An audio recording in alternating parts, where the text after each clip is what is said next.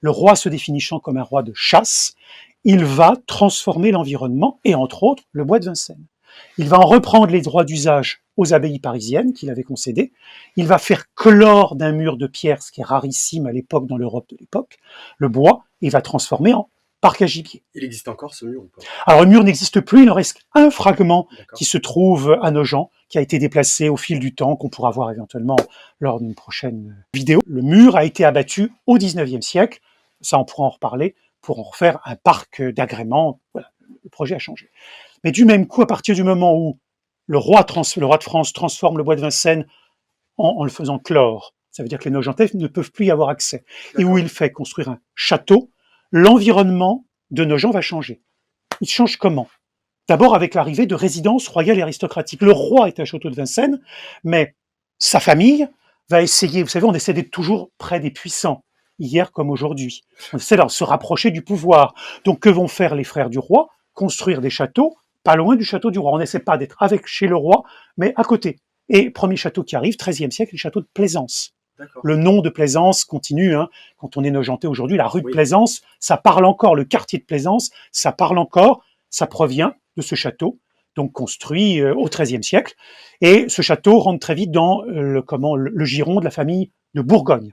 Hein, le frère, au XIIIe siècle, fin du XIIIe siècle, on a un roi qui s'appelle Charles V, il a un frère qui est duc de Bourgogne, qui est Philippe le Hardi, et donc il va véritablement très vite rentrer en possession de ce manoir pour être proche du pouvoir royal. Ensuite, le deuxième manoir et le deuxième élément qui va changer la vie des Nogentais, on connaît une chronologie qui est très précise parce qu'on connaît les archives aux Archives nationales. À partir de 1373, le roi Charles V fait construire le manoir de Beauté.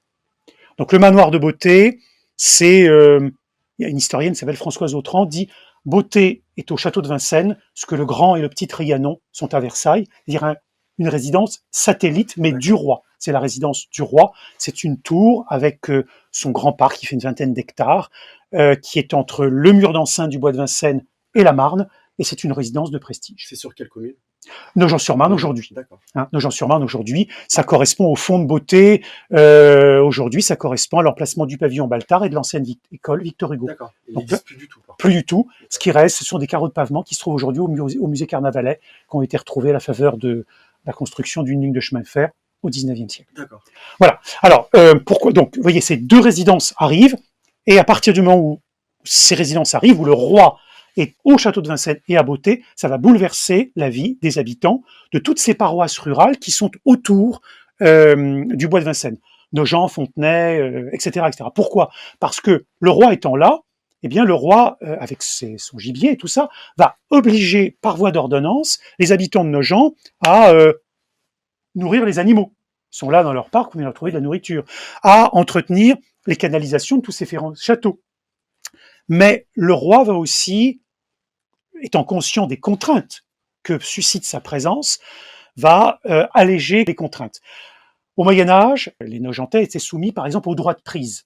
Le droit de prise, c'est une banalité qui fait que quand le roi arrive quelque part, il va se servir chez les habitants du coin. Il prend, c'est le roi, il fait ce qu'il veut, c'est le droit de banc. C'est le roi, il fait ce qu'il veut. Sauf que comme il y a d'autres contraintes, il exonère les Nogentais de ce qu'on appelle le droit de prise.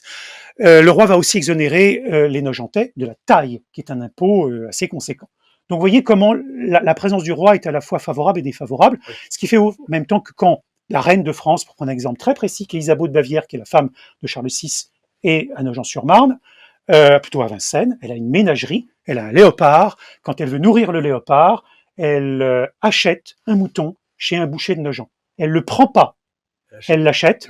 Voilà, le droit de prise n'est plus possible. Voilà, donc voilà comment au XIIIe siècle arrive dans cette communauté de Nogent-sur-Marne, de cette communauté d'habitants, la présence du roi, et donc coexiste, voilà, le roi qui est à côté, qui a ses châteaux, et la communauté de Nogent.